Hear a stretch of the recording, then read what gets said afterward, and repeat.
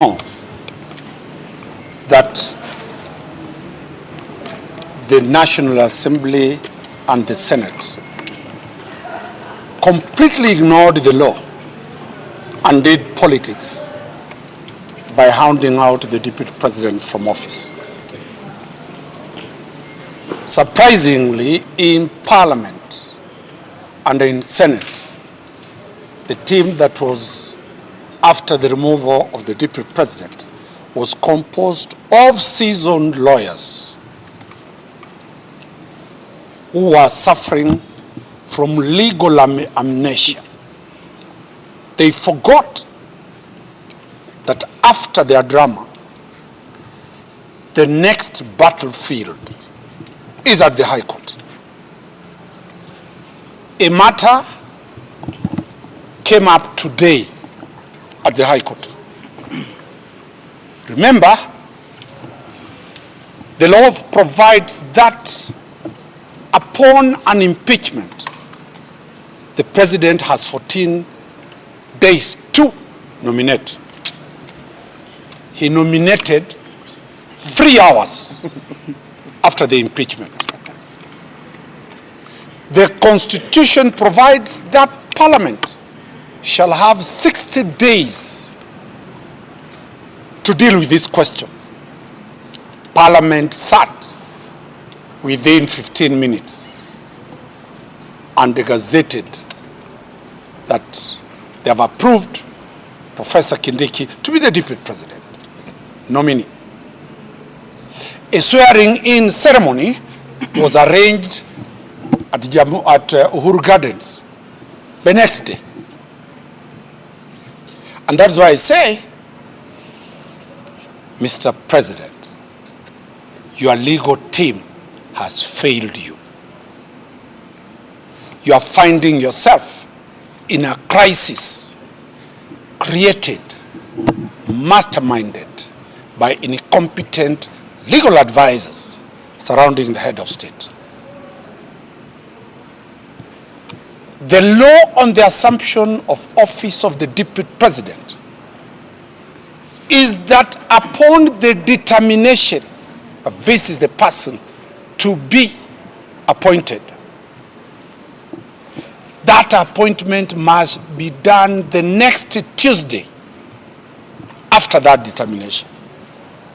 That Tuesday will be declared a national holiday. That national holiday, that deputy president-elect shall take oath of office between 10 to 2 p.m. What was happening at Uhuru Gardens is a complete sham and an abuse of the constitutional and constitutionalism in Kenya. Today, the state came to pick an order that they have vacated, the interim orders. My clients, Sheria Mtaani, and very many petitioners had filed petitions. They were certified by the judges. The judges referred those matters to the Chief Justice for empanelment on the 18th. The Deputy Chief Justice simply picked the files that had interim orders and brought them to court for them to be vacated.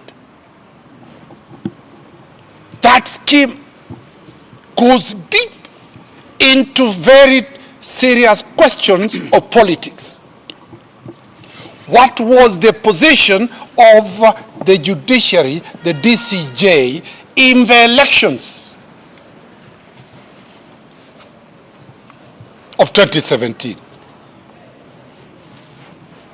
We have got to go back to the history. Where is the CJ? The CJ's whereabouts are not there. And the CJ today has surfaced to send condolences of the loss of a magistrate. Serious contradictions. We are telling those UDA members, and those who think that impeaching Gachagua is a walk on the park.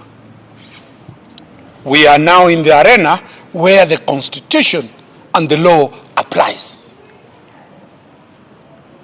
The courts, after the High Court, any party that will lose this matter will go to the Court of Appeal.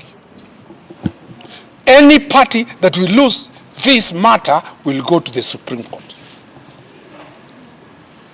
And I'm telling Kenyans, the Deputy President shall be in office until around March 2027, when they will part away and each will form a political party to contest the elections of 2027. We are calling upon the judiciary to follow the law, and I'm appealing to the media. You are the custodians of the people's rights. Proceed. We have information. An application is supposed to be done to gag the media that this matter is of national security question. My good friend Senator Manzo will deal with that.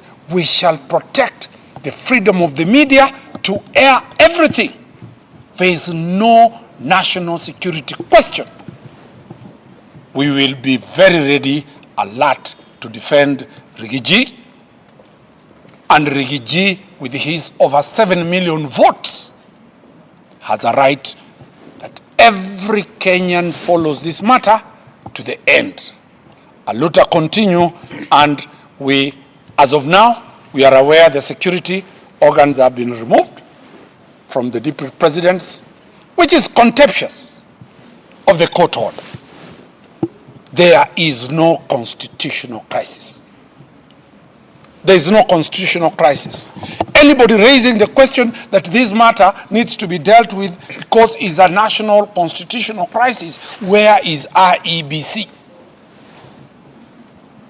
Remember, Kindiki's academic certificates, Kindiki's ID, Kindiki's voter registration, Kindiki's passport, Kindiki's qualification can only be vetted by the chairman of IEBC. The president cannot be. That is the next phase.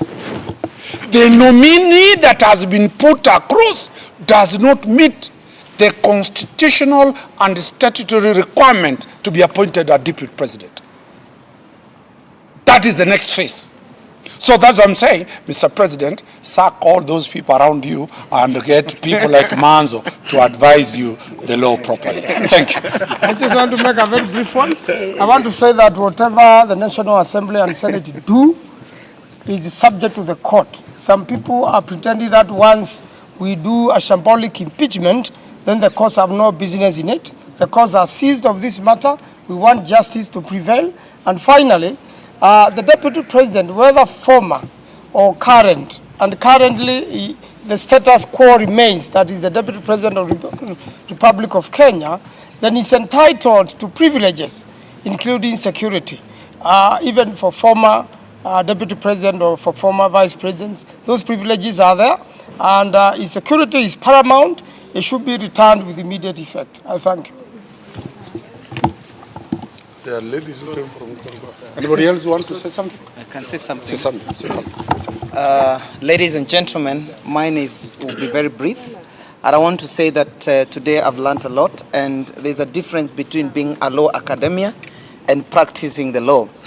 Actually, I want to say that it's important for people to understand this. And as a young person and as a young leader in this country, it is important for us to follow what is happening, because there's been a lot of violation of our constitution. There's a lot of unlawful engagement in this country, and we want to follow good examples and people who have, the rule of the law at their fingertips. So I want to appreciate you, Senator Manzo, and other people who have stood at the bench since morning, actually to see that we are actually getting getting the light of the day. And I want to say that I'm not even a law person or in matters of the law.